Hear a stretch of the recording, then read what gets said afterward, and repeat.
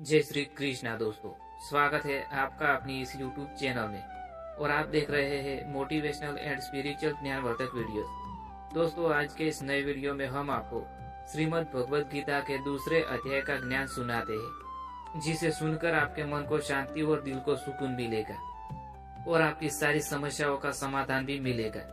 दोस्तों, अगर आपको यह वीडियो पसंद आता है तो हमारा आग्रह है कि यह दिव्य ज्ञान अपने दोस्तों के साथ शेयर करें, अपने परिवारजनों के साथ शेयर करें, ताकि भगवान श्री कृष्ण द्वारा कहा गया यह दिव्य ज्ञान उनको भी मिल सके, उनको भी प्राप्त हो सके। दोस्तों, दूसरे अध्याय का नाम है सांख्य योग। श्रीमद् भगवद गीता के पहले अध्याय में अर्जुन का विषाद योग समझाया गया था और इस अध्याय में भगवान श्री कृष्ण द्वारा अर्जुन को सांख्य योग समझाया गया है। कुरुक्षेत्र के युद्ध भूमि में अर्जुन अपने भाई बंधुओं, गुरु और सगे संबंधियों को देखकर विषाद में डूब जाते हैं। उनका मन कमजोर पड़ जाता है और वे अपने कर्तव्य से विमुख होकर हथियार डाल देते हैं। यह देखकर श्री कृष्ण अर्जुन को गीता का दिव्य ज्ञान प्रदान करते हैं, जो मानव जीवन के लिए अमूल्य संदेश है। अर्जुन व्यथित होकर अपने रथ पर बैठ जाते हैं और वे श्री कृष्ण से कहते हैं, हे केशव, मैं अपने ही स्वजनों के साथ युद्ध नहीं कर सकता। मेरे हाथ कांप रहे हैं, मन विचलित है और बुद्धि भ्रमित हो रही है। इससे अच्छा है कि मैं भिक्षा मांगकर जीवन यापन कर लूं, लेकिन अपनों को मारकर राज सुख भोगना मुझे स्वीकार्य नहीं है।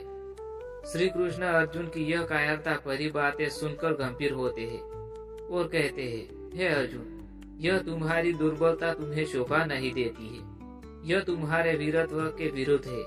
उठो, कायरता त्यागो और युद्ध के लिए तैयार हो जाओ। अर्जुन को समझाने के लिए श्री कृष्ण आत्मा और शरीर का रहस्य प्रकट करते हैं।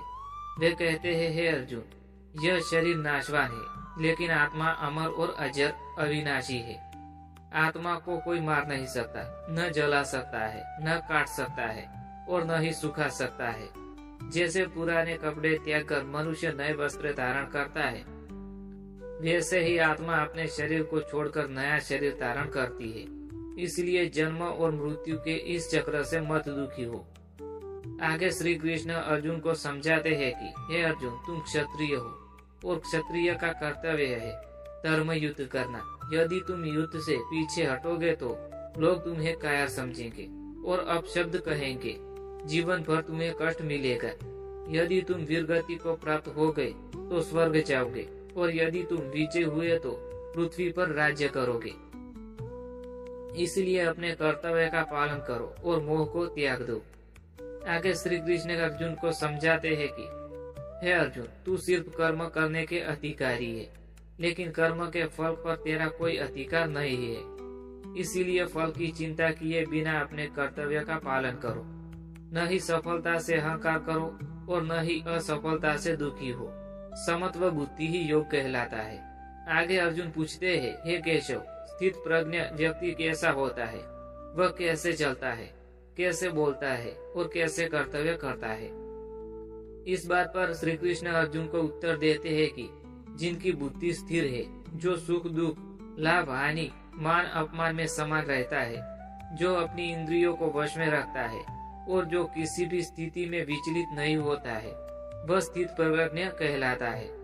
ऐसे व्यक्ति सागर की तरह शांत रहता है, जिसे कोई भी इच्छा या लालसा नहीं रहती है। आगे श्री कृष्ण अर्जुन को यह संदेश देकर कहते हैं कि अर्जुन, अब तुम्हारे सामने दो मार्ग है, एक मोह और कायरता का, दूसरा कर्तव्य और धर्म का। तुम्हें कौन सा मार्ग चुनना है? यदि तुम्हारी बुद्धि और विवेक पर निर्भर करता है, लेकिन याद रखना, निष्काम कर्म ही सच्चा धर्म है।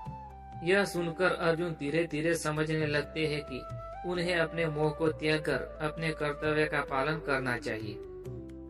दोस्तों, इस ज्ञान से हमें सीख मिलती है कि आत्मा अमर और अजर है, इसलिए मृत्यु से डरने की आवश्यकता नहीं है। कर्तव्य से विमुख नहीं होना चाहिए, क्योंकि कर्म करना ही धर्म है। फल की चिंता छोड़कर निष्काम करना ही सच्चा योग है। जो व्यक्ति सुख दुख, लाभ हानि में समान रहता है, वही सच्चा ज्ञानी है। इस प्रकार श्री कृष्ण ने अर्जुन को केवल युद्ध का ही नहीं, बल्कि जीवन का सबसे महत्वपूर्ण ज्ञान दिया, जो आज भी हर व्यक्ति के लिए प्रेरणादायक है। दोस्तों, इसी के साथ यह ज्ञानवर्धक वीडियो यहाँ समाप्त होता है। मैं उम्मीद करता हूँ कि आपको पसंद आया होगा। और पसंद आया हो तो हमारा आग्रह है कि वीडियो को लाइक करें, शेयर करें और चैनल को सब्सक्राइब करना ना भूलें। Thanks for watching videos. Thank you.